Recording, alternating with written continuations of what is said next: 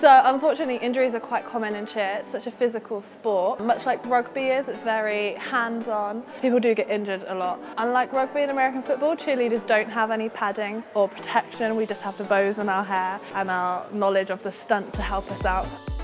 We try to make training as safe as possible by following progressions, and they need to master the basic skills before they can move on, and cheerleaders don't attempt skills without my supervision. We also incorporate spotters, so if someone's trying a stunt for the very first time, they'll have a group of people around them spotting, and that just means that they're extra catchers if the stunt does fall. So this time we have had a few injuries already, lots of little injuries such as nosebleeds and bruises and sore wrists.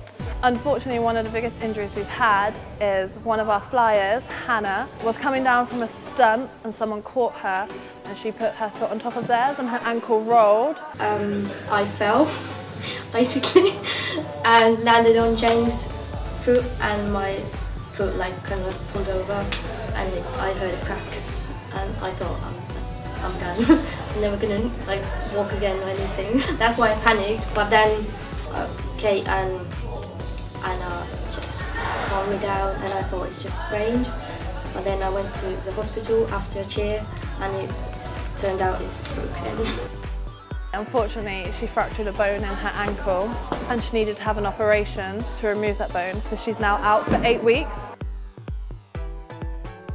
So Hannah's role, she was in the middle of the routine. She was our most flexible flyer, so she was right at the front. So trying to find someone to fill Hannah's spot has been tricky, because she was a really good flyer and she was doing so well this year. I don't know, the season has been so great so far and I'm a bit sad that I got the injury now, but I guess I just have to work really hard to catch up.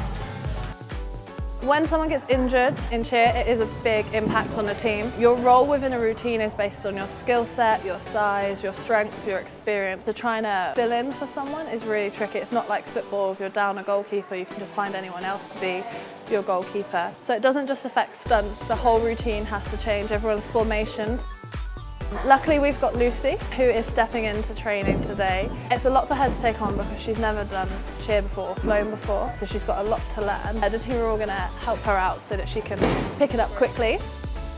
So I got a message from Anna asking me to fill in for her.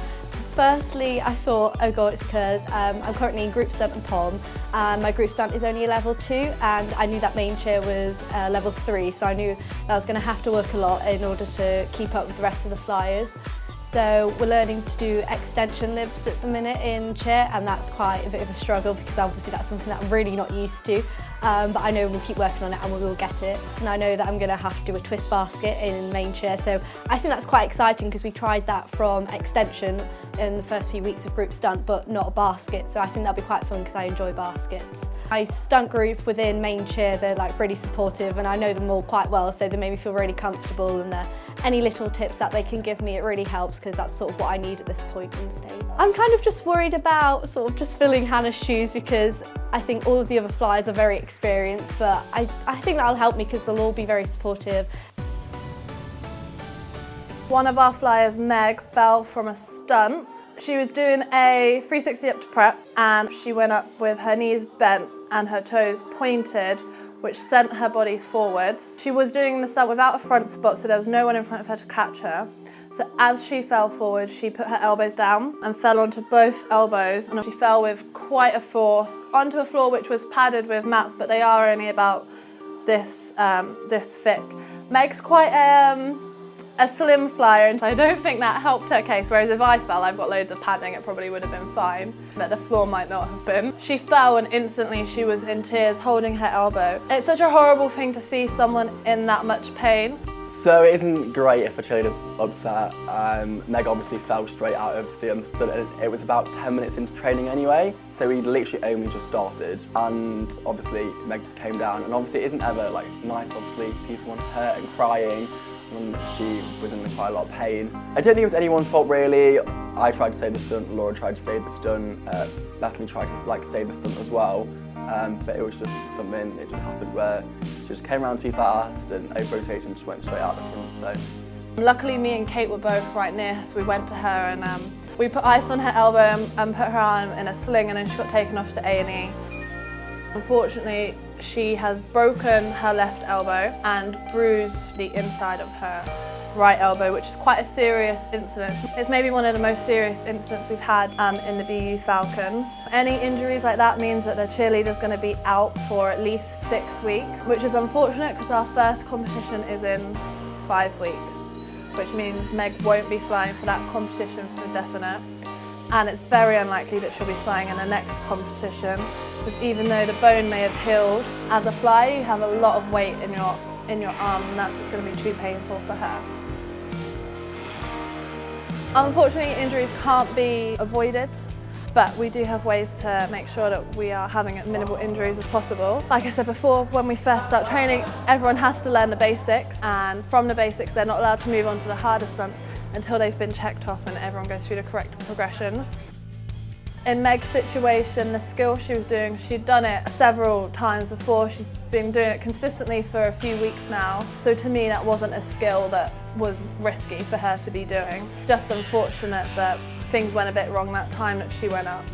So, that means we now have no Meg. So it's only 5 weeks till comp now, and we need to find someone else really. If that's not going to happen, then none of it's going to be really. I'll have to fly or front or back or both, all of it.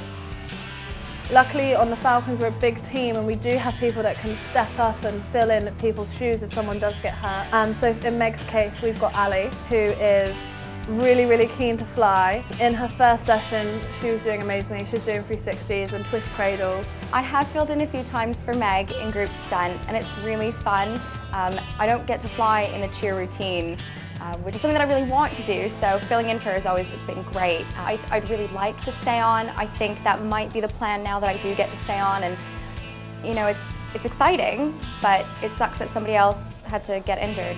You know, it's not how you want it to happen, but I hope that I can do really well and that she'll be proud of me and she'll be happy with the routine that we come up with, and hopefully she might even be back for the second competition.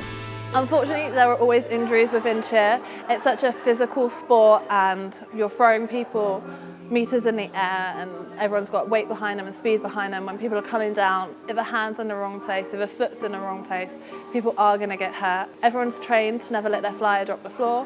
Sometimes it's inevitable and you try to do everything you can and they're still going to come down. The whole team are sending their love to Hannah and Meg, hoping they both have a speedy recovery.